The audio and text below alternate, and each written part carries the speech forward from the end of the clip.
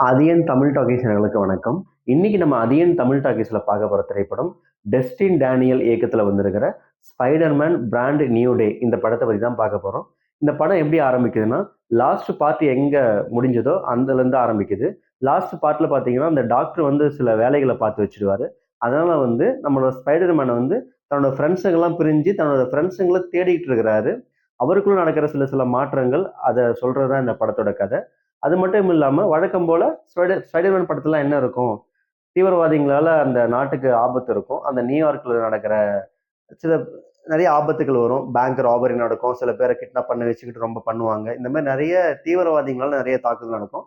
அதை வந்து காப்பாத்தி ஒரு ஸ்பைடர்மேன் வந்து ஒரு அங்க இருக்கிற மக்களுக்கும் ஏன் போலீஸுக்குமே ஒரு மிகப்பெரிய பாதுகாவலனா இருப்பாரு. அதே மாதிரி தான் இந்த படத்துலயும் ஸ்பைடர்மேன் வந்து வேற லெவல்ல இந்த படத்துல எடுத்திருக்கிறாங்க. ரொம்ப சூப்பரா இருக்குது.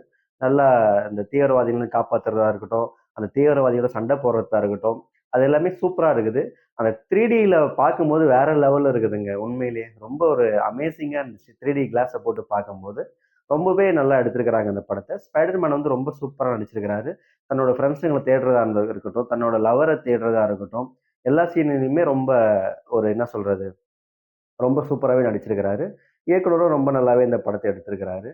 அதாவது சொல்லப்போனா, எல்லா சீனுமே நல்லா இருக்குது அப்படின்னு தான் சொல்லலாம். கண்டிப்பா நீங்க எல்லாருமே தியேட்டர்ல போயிட்டு பார்க்கலாம் இந்த படத்த. ஒரு சூப்பரான படம். ஃபேமிலியோட போயிட்டு பாருங்க. நல்ல ஒரு என்டர்டெயின்மென்ட்டா இருக்கும் இந்த படம்.